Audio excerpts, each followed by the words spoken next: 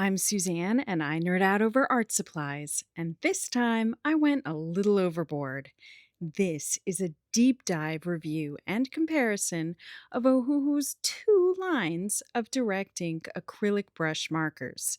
So, if you are in the market, you can choose the right one for you the first time. For the record, this is not sponsored. I'm not an Ohuhu affiliate. I bought these with my own money. Also, I'm not AI for crying out loud. And although I spent weeks testing a variety of different use cases, I should clarify where I'm coming from with acrylic markers. By now, I've had 4 different brands and styles of acrylic brush markers, and I've developed a strong preference for the direct ink type. If you don't already know, there are 3 main types of ink flow mechanisms. Pump style markers like Posca require you to shake them and then repeatedly press a button or the nib itself to release ink into the nib. The flow of pump style markers can be heartbreakingly unpredictable and messy, especially at high altitudes. I don't think they're worth it, but their fans argue they have the most opaque ink. Then a few years ago, cotton core acrylic markers became popular, especially, at least on YouTube, those from Artex. These are built like traditional alcohol or water-based markers with, that cotton tube in the barrel. Ink is controlled by capillary action. They require no shaking or pressing, and they're just ready to go. The downside is they tend to clog and or dry out, and you can't really tell which because you can't tell how much ink is left in the barrel. It's not unusual for new sets to have 1 or 2 markers dry on arrival. But now there is this third type called direct ink, which is what we're looking at today. These typically have a transparent window in the barrel, so you can actually see the ink in the tank. You know how much you have left, and also, crucially, if you need to shake it. Because of this, and also because they tend to be really juicy, they're my favorite. The downside, of course, is that you do have to shake them. And as it turns out, you have to shake some more than others. I got my first set of 30 direct ink acrylic markers almost exactly a year ago, and I've loved them, but I am definitely ready for more colors. Ideally, my next set will have a good range of values for every hue, some natural looking landscape tones, and a matte finish that works well for mixed media pieces. I also want to stick to a brand I trust. I personally love Ohuhu's water-based brush markers, and everyone loves their alcohol markers. So trying their new direct ink acrylic brush markers was an easy decision. The problem, of course, is that Ohuhu has 2 different lines of direct ink acrylic brush markers. And for some insane reason, they called them Nahuku and Kahuku. You guys, it took me 2 full days to get that straight. It irks me so much I actually looked those words up. I'm guessing Ohuhu named them after Nahuku, the 500-year-old lava tube found in Hawaii Volcanoes National Park. I did mention I nerd out about this stuff, right? And Kahuku Point, the northernmost tip of the island of Oahu. At least that's what I'm guessing. But the words themselves seem to mean essentially the same thing, like a thing that sticks out, a projection or protuberance. Man, I don't know if Google had that right, but well, there you go.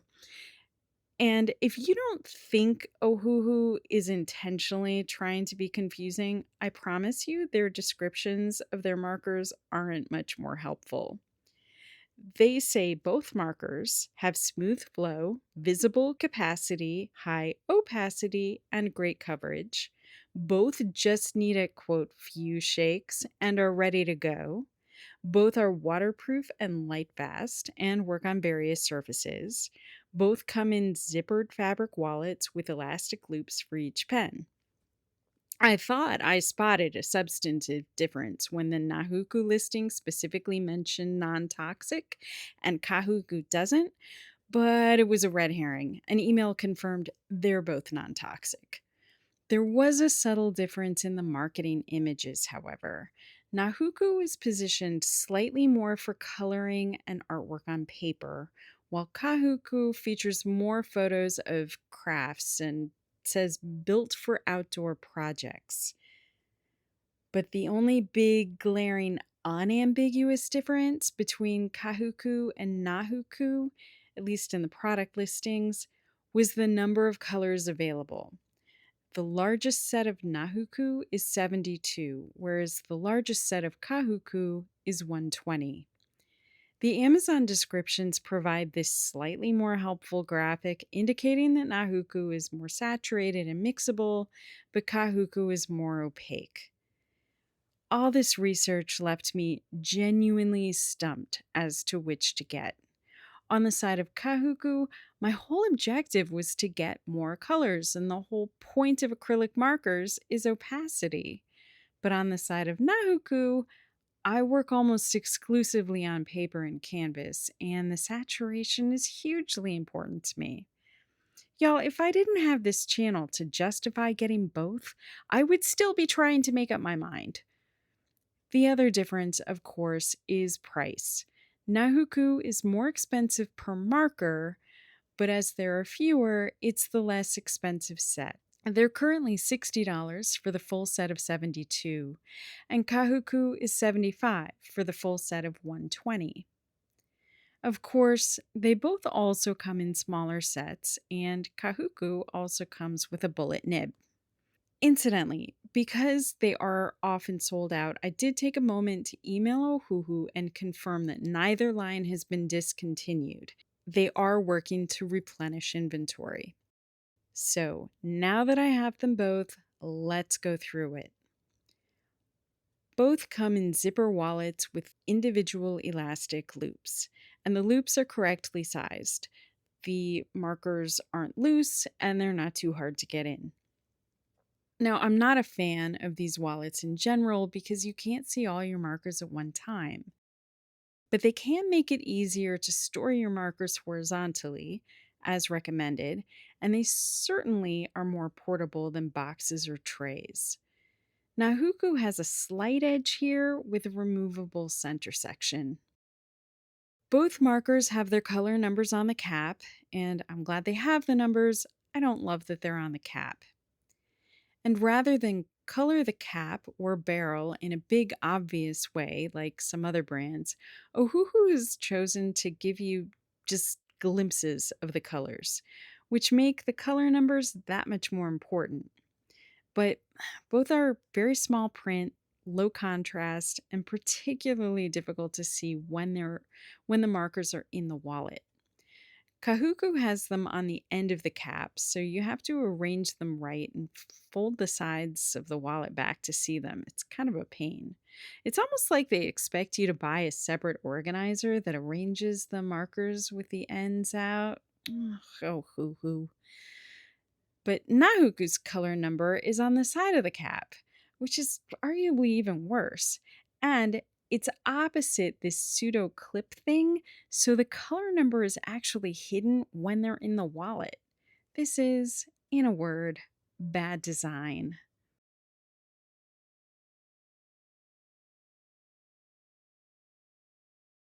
Aside from that, I like both markers. Kahuku is a little bigger, but both are comfortable to hold.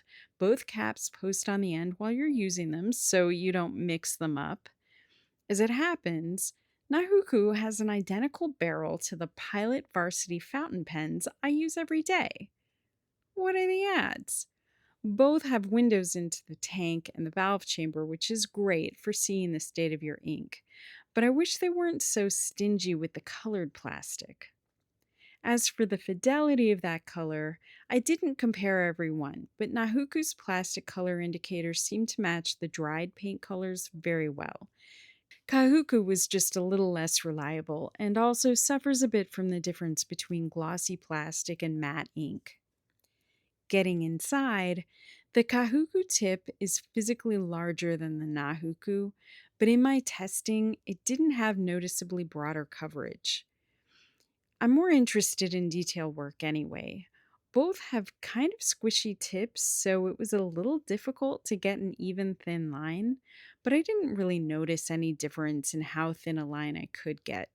I did find that pressing hard further softened the tips, so I won't be doing that again. I also tried to test for flexibility, but I'm not a letterer and I just don't use markers this way. I never use pressure. I always just vary the angle to get a different width line. So I don't think I'm qualified to discuss flexibility. I can say both have a nice, juicy flow.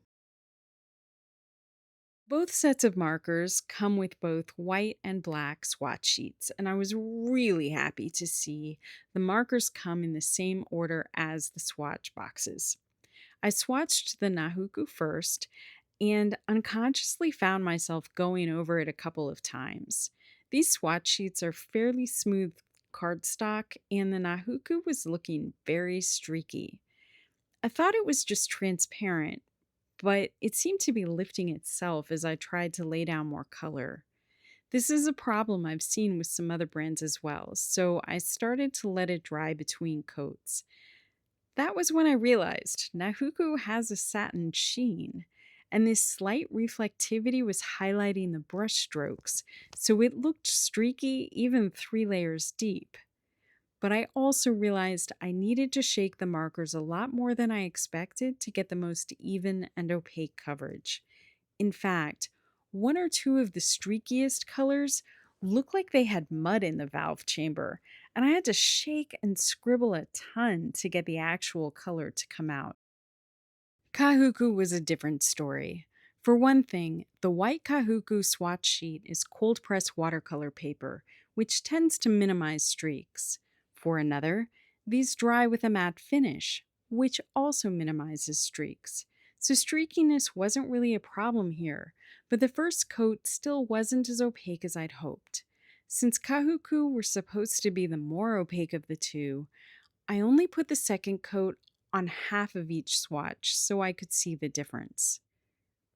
The next thing to evaluate is the color range, but I can't actually do that with swatch charts like this. First, I confirmed these are the complete color ranges for both of these sets. The smaller sets available are just subsets of these colors. Next, I did something I do with every set of markers I get, which is to group them according to how I'd use them. For most colors, this means grouping hues that are on the same sub-wedge of the color wheel, but ideally have different values that I could use to represent as a single color in different lighting. For example, I would have separate groups for yellow greens, blue greens, and gray greens. Ideally, I would have a pale, midtone, and dark version of each. Neutrals, portrait tones, neons, and metallics I will often just put in their own groups, and that's fine. The real point here is to have groupings of colors that are guaranteed to go well together, even if they clash with anything else. Doing these groupings is 100% a matter of personal taste, and it's very time consuming. But it's the tool that allows me to really understand my colors and enjoy using them. Here are the groups I did for my set of 160 Ohuhu water-based brush markers. I even organized them in a caddy according to these groupings, which works beautifully until my cat knocks them over, but I digress. For these two new acrylic marker sets, I started with Kahuku since it's larger. I was surprised to find a lot of them didn't really fit well into groups, so there are many more tiny groups than I would usually have. Normally, I would group each set of markers on its own terms, and I did that for Nahuku with much more ease. But for the purposes of comparison in this video, I also tried assigning the Nahuku colors to the Kahuku groups on the same Strathmore 400 series watercolor paper here. It's not perfect. You can see I changed my mind on a few of these and probably will again, but you can get the gist. The Nahuku colors are generally brighter. And the Kahuku range has more muted tones, including more natural looking landscape and portrait colors. It also has a few more really deep tones. Also, you may be wondering if these color codes overlap at all. And the answer is no. The only overlapping color codes between the Nahuku range and the Kahuku range are black and white. Even where the numbers match, the colors themselves do not. And the few colors that are visually identical have different numbers. These are two entirely different ranges. Before we get into properly using these, I selected a few from each set to do a head-to-head layer test, swatching each in 1, 2, 3, and 4 layers. This time they're both on cardstock, which we've already seen is unfriendly to opacity. As you can see, the result really varies by color. Both whites perform slightly better than yellow, and it's not unusual for companies to do that, given how often YouTubers test only whites. That said, neither of these whites or yellows are remarkable. The Nahuku pink clearly wins over the Kahuku, but I'd call blue a draw, and Kahuku wins the green. It's also clear that Kahuku can achieve a smooth matte finish that Nahuku can't, at least not on a smooth surface. Now let's try some more surfaces.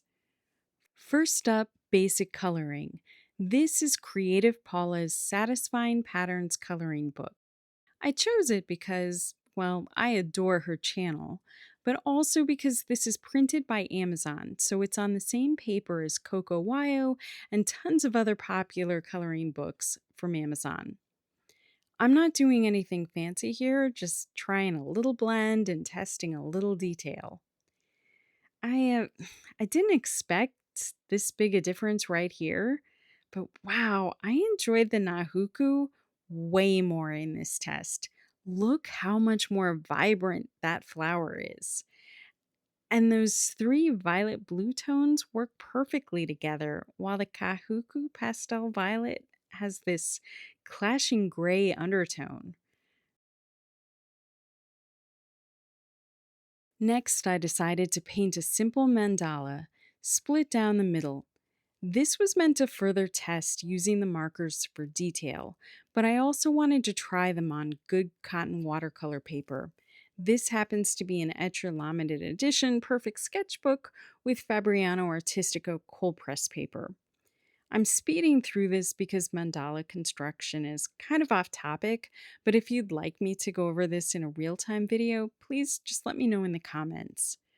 I put down a soft dry layer of watercolor dust shaved from Neocolor 2s before going in with the markers, just to see if it would muddy the acrylic ink. It did not. I also used my favorite Signo Gold gel pen and found it layered both above and below both acrylic markers with no issues. What this mandala actually ended up testing was layering the markers on themselves because I changed my mind about the colors over and over again, largely because I couldn't find a Kahuku color combination I was happy with. But before I blame the markers for that, let's remember these are still new to me and it takes a lot of experimentation to really get to know any color palette. That said, it didn't help that the Nahuku colors were so much more vibrant. And new or not, it was easier to find Nahuku colors that went nicely together. I was happy to see that when I spritzed the piece with water to wake up the Neocolor base layer a bit, it didn't disturb either acrylic ink in the slightest. Eventually, I tried going over the dried acrylic ink with a water-based marker to balance the hues and was happy to discover that worked too, though the effect was pretty subtle. I would have liked to try this with alcohol markers as well, but mine just aren't handy at the moment. As for testing detail work, The more I used them, the more I found I preferred the Nahuku nibs. They're still pretty blunt, but they felt slightly more like the water based brush markers I'm used to. And if that wasn't enough points in, no pun intended, Nahuku's favor, I also noticed the streakiness Nahuku had shown in the opacity test on cardstock all but disappeared on this cold press watercolor paper. Moreover, Kahuku's lighter colors required a second layer to get even coverage, and Nahuku's didn't. So, the base material matters. Therefore, next I go in the opposite direction and try painting a couple of rocks. Well, close enough. I confess I'm not really a rock painter. These are stone tile samples that have been sitting on top of my dryer for 15 years. And I would tell you I was saving them for this exact moment, but I had no idea they were there until last week. This whole time, I thought that box contained something completely different. Oh well, I was saved a trip to wherever one goes to get the kind of rocks one paints. Anyway, I tried to pick a selection of matching colors and put Kahuku first on the left and then Nahuku on the right. In my opinion, the Kahuku looks better here. Both could use another coat, but as is, Kahuku's matte finish smooths over the texture of the rock, and the slight blends between colors look clean. Nahuku, on the other hand, mixed in an ugly way and kind of fights the texture of the rock. Next, a quick test on black canvas. Okay, you should picture air quotes around the word canvas. This was left over from one of those inexpensive kits they sell at Michael's. Honestly, it feels more like paper than canvas, but it's textured and it's black.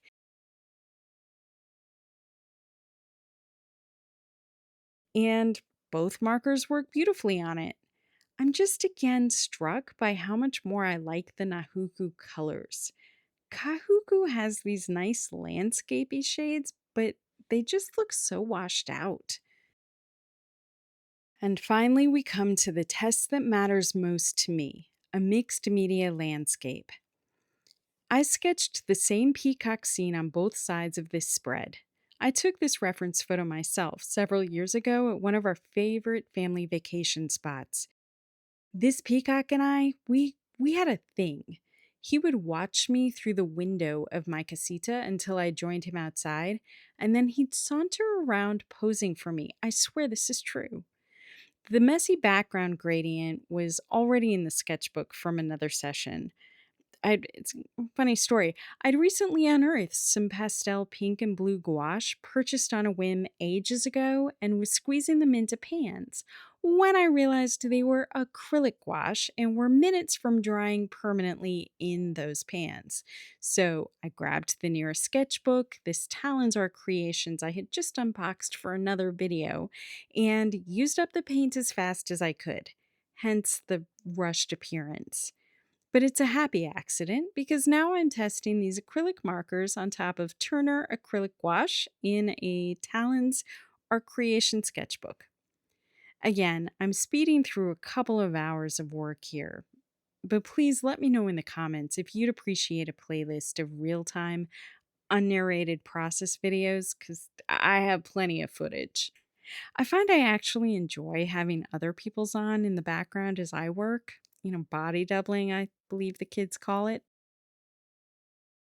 But back to this illustration. Unfortunately, I took a tiny break after the Nahuku side and forgot to start recording the Kahuku side until the second peacock was almost done. But suffice to say, both markers were really easy to use on this surface. I wasn't trying to match colors this time. I was just trying to treat each set as its own thing. And I really enjoyed doing both peacocks. I didn't notice any problems at all with the ink, flow, or opacity. Both sets of markers worked beautifully. Honestly, I would have liked to stop at the peacocks, but the objective here was to test these color ranges for landscapes, so I scribbled through the rest. And as I expected, Kahuku's more natural colors were useful here. And yet, it was still hard to find light, mid, and dark tones that could read as a single color in different light. In fact, the dark tones I thought would give Kahuku the advantage didn't really behave as dark tones here. Maybe because they're matte or a little chalky, or just because they're one coat. They all sort of dried to midtones and were oddly warmer than I expected. To create dimension, I ended up using dark blue and black where I had expected to use dark brown and dark green. To be fair, I liked the way the dark blue fluffed up the peacock's tail enough that I added it on the Nahuku side too. It's also fair to say I probably need to work with both of these sets a lot more to get the best out of these colors. But for now, while the Nahuku colors are more cartoony, I found them more straightforward to use. Now, the last thing I had to do was try layering more media on top of these markers. For details, I've already added both black and light gray Pigma pens, which both worked with no problem. I then taped over both pieces to add these bars of black gouache, traditional gouache this time, and when I lifted the tape, the Nahuku left a ghost image on the sticky side while the Kahuku did not. It didn't impact the painting, but this does support the idea that Kahuku is more durable. Next, I tried Neocolor 2. It worked okay on both sides, but dark over light definitely worked much better than light over dark. Then I tried two colored pencil brands that are favored by a lot of mixed media artists, Derwent Drawing and Carandash Luminance. Both really struggled on the acrylic ink. They're practically invisible over Nahuku, though dark over light worked somewhat on top of Kahuku. Finally, I used the dark blue markers to write on top of the black gouache, and I'm happy to see both show up perfectly. So, here are my final thoughts. Form factor. The packaging and marker bodies differ in details, but neither has any standout advantages. I'd say it's a wash. Functionally, I found Nahuku requires a little more shaking and prepping to get the best results. Ink quality. Ultimately, the opacity is about the same between the markers, but the coverage looks different depending on the surface. Nahuku's satin finish can look streaky on non-porous surfaces, but has beautiful depth on watercolor paper. Kahuku tends to look worse on the first coat, but a second layer can achieve a solid matte finish on smooth surfaces that Nahuku can't. For vibrancy, Nahuku easily takes the cake. Between the satin finish, the pigment load, and the high chroma palette, Nahuku's colors they jump off the page. Kahuku is still a great quality set with many great colors, but matte ink will always read as more muted. Color range. Kahuku's 120 colors include many more natural looking tones, but similar hues didn't look natural together. They tended to dry lighter and grayer than expected. Nahuku's smaller range with more vivid colors forced more creative choices, but they're a more harmonious set, so it was easier to create pleasing palettes. Mixed media. Both worked well with watercolor, traditional gouache, acrylic gouache, gel pens, and permanent fine liners. Both could be glazed over with water-based markers. Neocolor 2 worked okay on both. Colored pencils struggled, especially on Nahuku, but dark over light worked reasonably well on Kahuku. So bottom line, for non-porous surfaces and outdoor projects, Kahuku is probably better. But really, that's outside my wheelhouse. For work on paper and canvas, despite the smaller range, I strongly prefer the Nahuku set. The fact that it's the cheaper set, just gravy. I'll link to both in the description. Since they do tend to sell out, I'll include both Amazon and Ohuhu links. There is also an Ohuhu 10% discount code. But there is one more thing to consider. I emailed Ohuhu another crucial question and they just confirmed. They're expanding the Nahuku color range. They expect to release a larger set by the end of this year, which will contain all the existing 72 colors plus additional ones. I wish I could tell you if it's worth waiting, but I don't know how much it will cost, how many new markers it will contain, let alone what the new colors are. Unfortunately, expansion colors are very often dominated by mid-tone grays and browns I personally don't need. Here's hoping Ohuhu gives us more brights, more darks, and lots of lush landscape colors. In the meantime, here's the video where I used acrylic markers in a mixed media piece. I also just got the latest, largest sets of Jess Art directing acrylic markers. This video was a ton of work, so if you got value out of it and want me to do more deep dive art supply comparisons, please like, subscribe, and let me know in the comments. Thank you so much for watching. Have a great day.